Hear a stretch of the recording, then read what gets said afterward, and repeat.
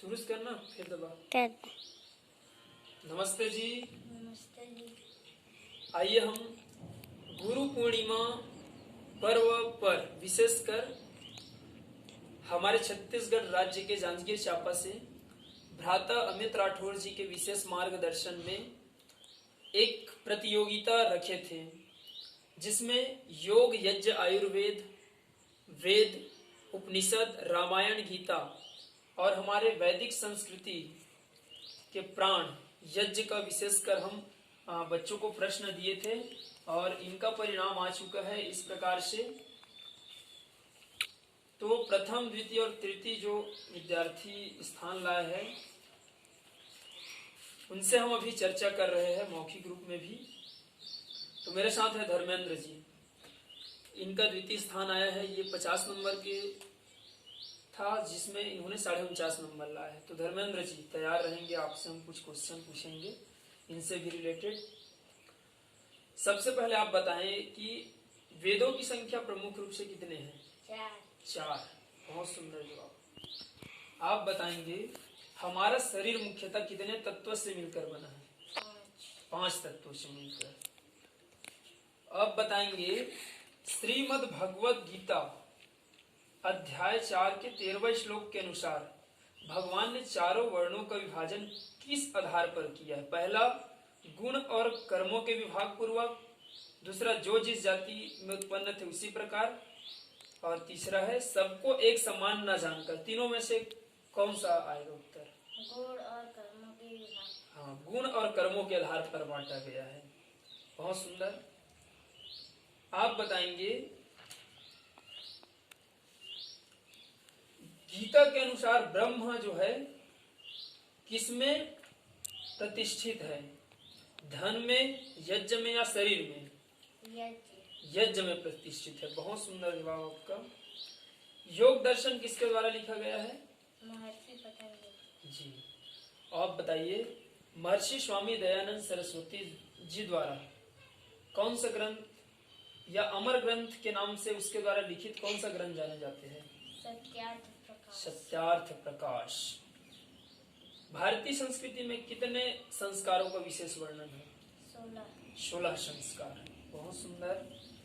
आप बताएंगे रामायण की रचना किस महर्षि ने की है? महर्षि वाल्मीकि जी। बहुत सुंदर। शून्य का आविष्कार किसने किया है? वैदिक गणित, ये मेरे पास बुक है, वैदिक गणित से भी हम बहुत सारे क्वेश्चन दिए थे। तो आर्य जो है आर्यवर्त में बहुत सारे ऐसा गणितज्ञ भी हुए हैं, तो उसी प्रकार से हम इसमें क्वेश्चन दिए थे। तो शून्य का आविष्कार किसने किया है? आर्यभट्ट ने। बहुत सुंदर। आप बताएंगे वातावरण की शुद्धि के लिए हमको क्या करना चाहिए? यज्ञ करना चाहिए। यज्ञ बहुत ही अनिवार्य है।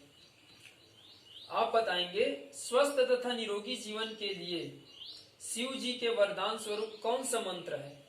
मैं आपको बताता हूँ 3 ऑप्शन। भोजन मंत्र, सूर्य मंत्र या सूर्य नमस्कार मंत्र, और तीसरा है महामृत्युंजय मंत्र।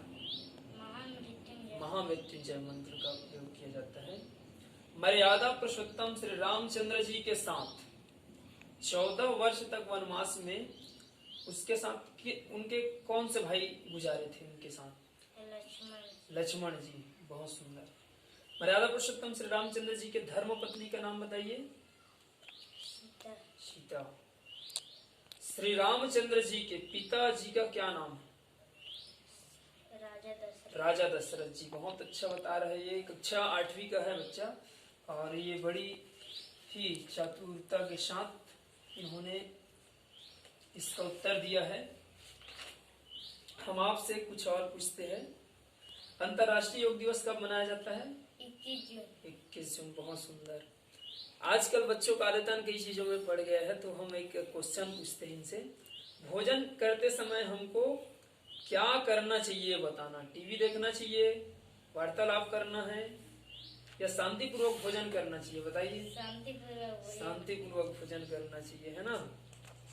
अब बताएंगे सात्विक जीवन आयुर्वेद से भी हम लिए हैं। योग, यज्ञ, आयुर्वेद, परम पूज्य गुरु श्री स्वामी जी महाराज, आचार्य जी महाराज, और साथ ही साथ हमारे यज्ञ ऋषि पूज्य स्वामी यज्ञदेव जी महाराज और पूज्य स्वामी विप्रदेव जी महाराज के मार्गदर्शन में यज्ञ महिमा भी हम सुनते हैं।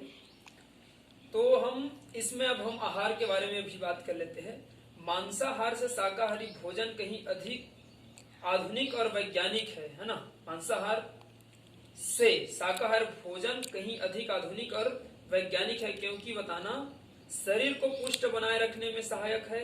मनुष्य शरीर की रचना शाकाहार के अनुकूल है। समय और पैसे की बचत, इसमें से आप बताएंगे 3 ऑप्शन है, तो उनमें से शरीर को पुष्ट बनाए रखने में सहायक है शाकाहारी, या तो बताइए मनुष्य शरीर की रचना शाकाहार के अनुकूल है। मनुष्य शरीर की रचना शाकाहार के हाँ अनुकूल। जी, इसलिए है ना। तो बहुत ही अच्छा आपने जवाब दिए हैं। अब हम आपसे एक क्वेश्चन और करते हैं। शहीद दिवस कब मनाया जाता है, वही बताइए देश के लिए। 23 मार्च। 23 मार्च को मनाया जाता है। और भगनी का क्या अर्थ होता है हिंदी में? बहन।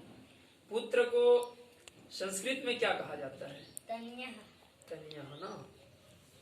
पुत्र को ध्यान रखेंगे, पुत्र और पुत्री 2 प्रकार के हैं। तन्यः।